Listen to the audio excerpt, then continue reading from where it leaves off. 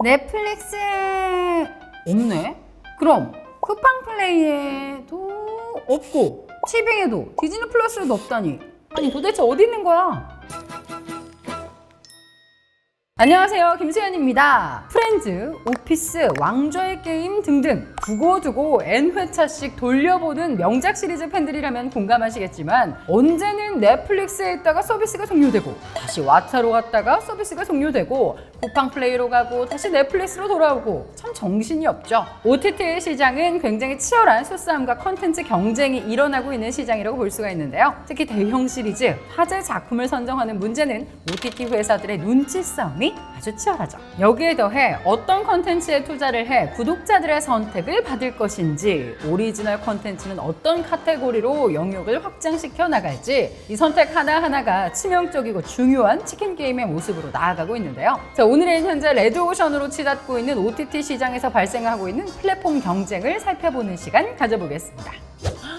그거 아세요? 안경 누나는 구독료가 무료래요. 눌러야지. 솔직히 시청자로서 OTT 경쟁이 치열해지고 있는 현재가 싫지는 않은데요. 물론 현재 고성장 국면이 지나가고 시장 성숙기에 들어와 각 플랫폼들의 비용 절감과 구독료 인상 카드를 꺼내 들고 있지만 이 경쟁 우위를 차지하기 위해 또 틈새 시장 공략을 위해 새로운 시도를 쏟아내고 있기 때문에 각 플랫폼별 2025년 하반기 라인업만 보더라도 시청자들이 반길 컨텐츠가 넘쳐나죠. 근데 오늘은 어떤 OTT에 어떤 재밌는 컨텐츠가 있는지를 리뷰할 계획은 아니고요. 회사 간 경쟁에 좀 포인트를 두고 살펴볼 생각인데요. 향후 OTT 회사의 추이를 지켜볼 수 있는 관전 포인트를 짚어보기로 하죠. 자, 먼저 2025년 OTT 시장의 지각 변동을 일으킬 핵심 분야, 바로 스포츠입니다. 그중 가장 뜨거웠던 사건은 바로 손흥민 선수의 MLS 리그 이적인데요. 이 소식에 쿠팡 플레이는 엄청난 좌절을 했겠죠. 기사에 따르면 쿠팡 플레이는 25-26 시즌을 시작으로 6년간 총 4,200억 원의 중계권료를 지불하며 EPL 중계를 맡게 되었다고 하는데 1년에 무려 700억 원에 달하는 엄청난 중계권료죠. 국내외 손흥민 선수의 영향력은 굉장하기 때문에 EPL 중계권 계약을 할 때 손흥민 선수가 끌어올 시청자 규모에 대한 평가는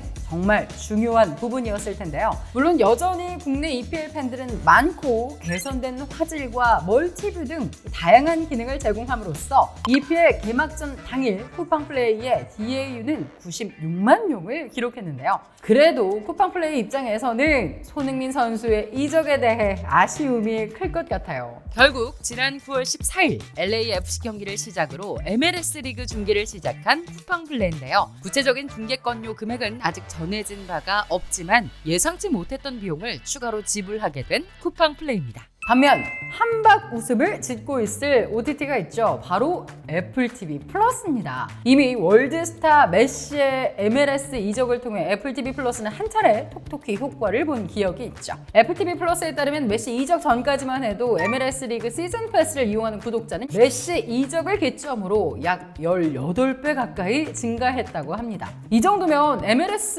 리그에 대형 스타를 이적시키는 이적료를 애플 TV 플러스가 좀 부담해야 되는 거 아닌가 싶을 정도인데요. 현재 국내 점유율 1%대로 꼴찌급 성적을 보이고 있는 애플 TV 플러스에게 손흥민 선수의 이적은 어떤 변수가 될지 OTT 시장의 변화를 둘러싼 중요한 관전 포인트가 될 것 같습니다. 근데 쿠팡 플레이에서도 스포츠 분야에서 유의미한 성과를 내고 있는 리그가 있는데요. 바로 F1입니다. 사실 F1 스포츠는 세계 명성에 비해 국내 팬층이 얕은 대표적인 스포츠 중 하나였죠. 근데 넷플릭스의 F1 다큐멘터리가 자극적인 스토리텔링과 완성도 높은 영상 퀄리티로 센세이셔널한 반응을 이끌어내면서 국내에서도 대중성을 확보해 나가기 시작했습니다. 게다가 올해 6월에 개봉한 F1 더 무비 관객 수가 약 478만 명을 돌파하며 국내 F1의 인기는 나날이 늘어나고 있는데요. 쿠팡 플레이는 무려 4년차 F1 중계를 맡아오고 있고 현재 전 그랑프리 생중계는 물론 수준급 해설과 현장 리포팅까지 자체적으로 진행하며 컨텐츠 다각화에 진심인 모습입니다. 다만 올해 6월 스포츠 패스라는 선택형 부가 서비스를 통해서만 F1을 포함해 프리미어리그,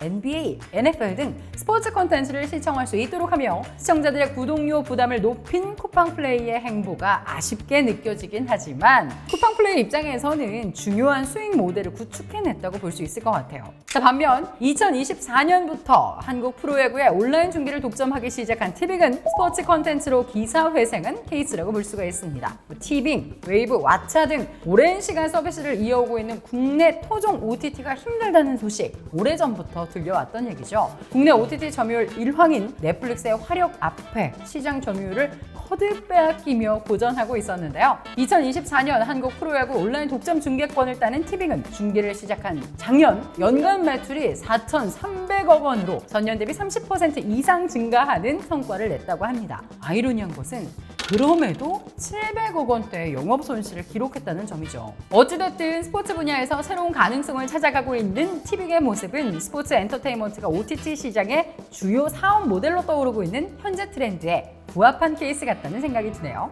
예능 컨텐츠에서 강점을 갖고 있는 한국이지만 얼마 전까지 OTT에서 스트리밍하는 오리지널 예능 컨텐츠는 크게 흥행하지 못했죠. 오징어 게임, 킹덤, 파친코, 카지노 등 한국 오리지널 드라마 컨텐츠가 국내는 물론 세계적 흥행에 성공했던 것과는 비교되는 성적을 보였던 게 사실입니다. 흑백요리사, 솔로지옥, 피지컬 100 등 떠오르는 몇 가지 컨텐츠가 있긴 하지만 확실히 좀 드라마 쪽과는 비교가 되었죠. 그래서일까요? OTT 플랫폼들은 미드폼 형식의 예능 컨텐츠들로 새로운 트렌드 변화를 꾀하고 있는 모습입니다. 넷플릭스의 추라이, 디즈니 플러스의 으라차차 멸치 캠프, 짤바유가 대표적인 예시죠. 특히 디즈니 플러스는 8월부터 신작 미드폼 예능 5편을 금토일 월화 5일 동안 매일 공개하는 특이한 콘텐츠 전략을 시험적으로 운영하고 있는데요. 마치 방송국 편성처럼 매일 촘촘하게 레귤러 방송을 내보이는 전략은 더 잦은 플랫폼 방문을 유도하기 위한 목적으로 시도되고 있는 스트리밍 전략인 것 같죠. 근데 이 독특한 공개 전략은 사실 새로운 게 아니라